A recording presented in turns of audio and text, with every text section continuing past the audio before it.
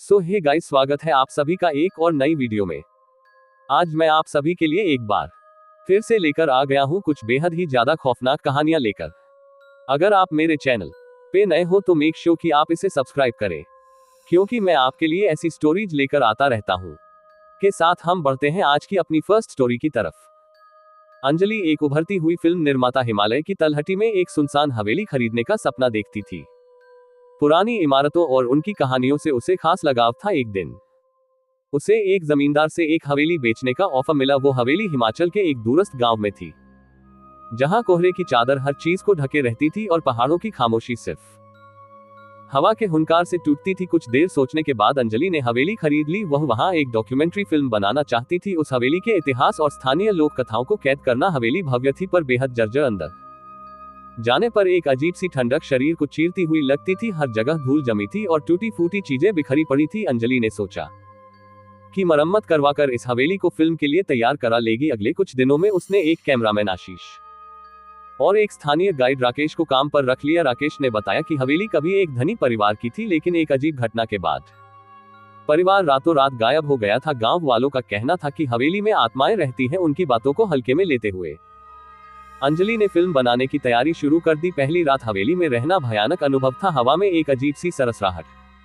गूंजती रहती थी, जैसे कोई बुदबुदा रहा हो। रात को कभी कभी अंजलि को लगता मानो कोई उसे देख रहा है। सुबह आशीष ने बताया कि उसे रात में अजीब सी हंसी सुनाई दी थी। वो हंसी हवा के साथ बहती हुई आती थी, मानो कोई दूर खड़ा होकर हंस रहा हो। कुछ दिनों बाद अजीब घटनाएं बढ़ गई। अचानक चीजें गायब होने लगती, फिर उसी जगह वापस आ जाती। अंजलि को अक्सर कम में हलचल महसूस होती थी, लेकिन जब वह जाकर देखती तो कुछ नहीं मिलता। एक रात अंजलि कैमरा रूम में थी, तभी उसे एक टूटी हुई गुड़िया हिलती हुई नजर आई। वह पागल होकर चीखने लगी। आशीष और राकेश दौड़कर आए। उन्होंने सिर्फ डरी हुई अंजलि को और हिलती हुई गुड़िया को पाया। राकेश ने बताया कि गांव वालों का मानना है हवेली में एक युवती की आत्मा रहती है, जिसका नाम मीना था।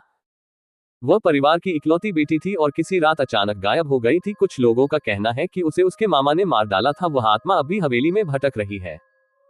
शांति की तलाश में अंजलि ने मीना की कहानी को फिल्म में शामिल करने का फैसला किया। वह हवेली के इतिहास के बारे में ज्यादा से ज्यादा जानकारी जुटाने लगी। एक दिन उसे हवेली के तहखाने में एक पुराना कमरा मिला। कमरे में एक डायरी पड़ी थी। वो डायरी मीना की थी। डायरी पढ़कर अंजलि को पता चला कि मीना को उसके मामा ने बलात्कार करने की कोशिश की थी। मीना ने अपने मामा का विरोध किया था, जिसके बाद उसके मामा ने उसे मार डाला और हवेली के तहखाने में दफना दिया। अंजलि ने डायरी को कैमरे पर कैद किया और मीना की कहानी को दुनिया के सामने लाने का फैसला किया। वह मीना की आत्मा को शांति दिलाना चाहती थी।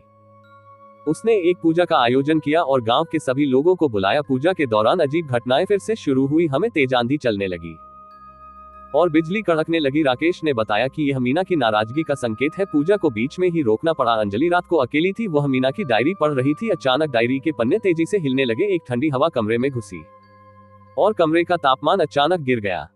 अंजलि ने सामने देखा तो एक सफेद साया खड़ा था। उसके चेहरे पर गुस्सा और दर्द दोनों झलक रहे थे। डायरी मीना का था। मीना की आत्मा ने अंजलि से बात की। उसने बताया कि उसे शांति नहीं मिलेगी। उसके मामा को सजा नहीं मिली थी। वह तब तक हवेली में भटकती रहेगी जब तक। अंजलि ने उसे समझाने की कोशिश की कि पुलिस अब कुछ नहीं कर सकती, लेकिन वह अपनी फिल्म के जरिए मीना की कहानी दुनिया को सुनाएगी और उसके मामा को दुनिया के सामने बेनकाब करेगी। अगले दिन अंजलि ने गांव के लोगों को इकट्ठा किया। उसने मीना की डायरी को सभी को पढ़कर सुनाया। गांव वालों को यह जानकर गुस्सा आया कि उनके बीच एक ऐसा शख्स रहता था जिसने ऐसा जघन्य अपराध किया। उन्होंने उस शख्स को पकड़ लिया और पुलिस के हवाले कर दिया। कुछ दिन बाद पुलिस ने उस शख्स को गिरफ्तार कर लिया। अंजलि ने अपनी फिल्म पूरी कर ली। फिल्म में मीना की कहानी, हवेली का रहस्य और गांव वालों का गुस्सा सब कुछ शामिल था। फिल्म रिलीज हुई और लोगों को खूब पसंद आई। मीना की कहानी ने पूरे देश को हिलाकर रख दिया। फिल्म रिलीज के कुछ हफ्तों बाद अंजलि हवेली से वापस लौट रही थी। रास्ते में उसे एक छोटी लड़की दिखाई दी। वह लड़की सफेद रंग का कपड़ा पहने हुए थी और उसकी आंखों में एक अजीब सी शांति थी। लड़की ने अंजलि को मुस्कुराया और हवा में गायब हो गई। अंजलि को एहसास हुआ कि मीना की आत्मा को आखिरकार शांति मिल गई है। हवेली में अब कोई रहस्य से नहीं बचा था, बस मीना की यादें थी जो हवा के झोंकों के साथ हमेशा के लिए हवेली में गूंजती है। बढ़ते हैं आज की अगली घटना की और रहेंगी। चांदनी रात थी। हवा में एक अजीब सी सन्नाटा छाया हुआ था। गाजियाबाद के बाहरी इलाके में स्थित स्मशान घाट पर सिर्फ अखिलेश ही अकेला था। 22 साल का यह एलईडी हाल ही में कॉलेज से निकला था और बेरोजगारी के दबाव में रात की पारी का चौकीदार बन गया था। शमशान की देखरेख उसका काम था, जहां हर रोज जिंदगी और मौत का नाटक चलता रहता था। अखिलेश को डर लगता था पर नौकरी की मजबूरी थी। वह टूटी फूटी छत वाली चबूतरे पर बैठा हुआ था, हाथ में टॉर्च लिए हुए दूर दूर तक फैले कब्रिस्तान को देख रहा था। हवा में हल्की सी सरसराहट हुई जैसे कोई गुजरा हो। अखिलेश चौकन्ना हुआ। टॉर्च की रोशनी उसने उस दिशा में घुमाई जहां से आवाज आई थी। कुछ नहीं था, सिर्फ हवा में लहराते पेड़ों के पत्ते। रात गहरा गई। करीब 2 बजे के आसपास अचानक अखिलेश को एक चीख सुनाई दी। चीख दूर से आ रही थी, बेहद भयानक और चीत्कार भरी। वह सहम गया। उसकी रीढ़ की हड्डी में सिल दौड़ गई। उसने मन ही मन सोचा शायद कोई आवारा कुत्ता होगा, लेकिन फिर भी एक बेचैनी उसे घेरने लगी। थोड़ी देर बाद चीख फिर सुनाई दी, इस बार और पास से। अखिलेश खड़ा हो गया। टॉर्च की रोशनी लिए उसने आगे बढ़ने का फैसला किया। डर था पर जिज्ञासा भी मचल रही थी। वह स्मशान के बीचों बीच चले आया। एक चिता जल रही थी जिस पर आधा जला हुआ शव रखा हुआ था। उसी चिता के पास एक काली बिल्ली बैठी हुई थी जो भयानक तरीके से चीख रही थी। अखिलेश को लगा शायद बिल्ली आग में जल गई होगी तभी चीख रही है। वह बिल्ली के पास गया। बिल्ली ने उसे देखा और अजीब सी आवाज में फुफकाने लगी। उसकी आंखें चमक रही थी जैसे जलते हुए कोयले हो। अखिलेश को लगा शायद उसे बिल्ली को बचाना चाहिए। जैसे ही वह झुकने लगा, अचानक चिता के पीछे से एक सफेद साया निकला। सफेद साया एक बूढ़े आदमी का था। उसके सारे कपड़े जले हुए थे, बदन झुलसा हुआ था और आंखों से खून बह रहा था। वो धीमी आवाज में बुदबुदा रहा था, मेरी बिल्ली वापस लाओ। अखिलेश चीख उठा और पीछे हट गया। वो भागना चाहता था पर उसके पैर जमीन में जमे से गए। उसका पूरा शरीर ठंडे पसीने से तर हो गया। भूत उसके सामने एक भूत खड़ा था। बूढ़े भूत ने अखिलेश की तरफ एक लंबा हाथ बढ़ाया। उसका हाथ काला था और उसमें से आग निकल रही थी। अखिलेश की चीख गले में अटक गई। वह बेहोश होकर जमीन पर गिर पड़ा। अखिलेश बेहोशी से कुछ देर बाद चौंका, खुद को जमीन पर गिरा हुआ पाया। टॉर्च हाथ से छिटक कर दूर जा गिरी थी। चारों तरफ अंधेरा था। चांद बादलों के पीछे छिप गया था। उसकी सांसें तेज चल रही थी। दिल जोर से धड़क रहा था। भूत का खौफ उसे अभी भी सता रहा था। धीरे धीरे उसने देखा कि दूर चिता के पास एक लाल धुआं उठ रहा है। आंखें मलक ध्यान से देखने की कोशिश की। उधर कुछ हलचल हो रही थी। सहमे हुए कदमों से वह उस दिशा में गया। जैसे जैसे पास जाता रहा, धुआं साफ नजर आने लगा। अब वह पहचान पाया, वह आग नहीं बल्कि किसी का लाल साड़ी का पल्लू था। एक औरत चिता के पास खड़ी थी। उसकी पीठ अखिलेश की थी। लाल साड़ी पहने हुए, लंबे काले बाल खुले हुए। वह धीमी आवाज में कुछ बुदबुदा रही थी। अखिलेश को लगा शायद वह कोई रिश्तेदार है जो अपने मृत परिजन का अंतिम संस्कार कर रही है। वह औरत से पूछने लगा, आप कौन है, आपको सहायता चाहिए? पर औरत ने कोई जवाब नहीं दिया। वह बस उसी तरह चुपचाप खड़ी रही। अखिलेश को थोड़ा अजीब लगा। उसने फिर आवाज लगाए, आप मृतक की? इस बार औरत धीरे से घूमी। उसका चेहरा देखते ही अखिलेश की सांसें थम गई। उसका चेहरा जला हुआ था, बिल्कुल उसी तरह जैसे उस बूढ़े भूत का था। उसकी आंखों से खून बह रहा था और वह एक लापताल मुस्कान लिए अखिलेश को घूर रही थी। मेरी बिल्ली, औरत ने धीमी कर्कश आवाज में कहा। उसी पल अखिलेश को याद आया, वह काली बिल्ली जो चीख रही थी। क्या ये औरत वही है? क्या वह भूत बन चुकी है? अखिलेश पलट कर भागना चाहता था लेकिन उसके पैर जमीन में जकड़े हुए थे। वह हिल भी नहीं सकता था। औरत धीरे धीरे उसकी तरफ बढ़ने लगी। हर कदम के साथ उसका शरीर धुआं की तरह फैल रहा था। मेरी बिल्ली वापस लाओ, औरत बार बार यही कहती जा रही थी। अचानक उसे कुछ याद आया। उसने अपनी जेब से माचिस निकाली और जलाए। उस रोशनी में देखा तो दूर जमीन पर उसकी टॉर्च पड़ी हुई थी।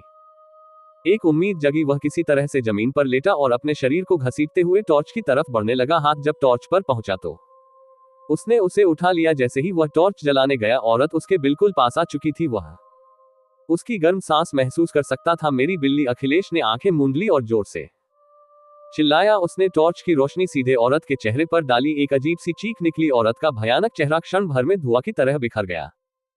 हवा में बस एक तेज दुर्गंध रह गई। अखिलेश जमीन पर पड़ा हुआ था, तेजी से सांस ले रहा था।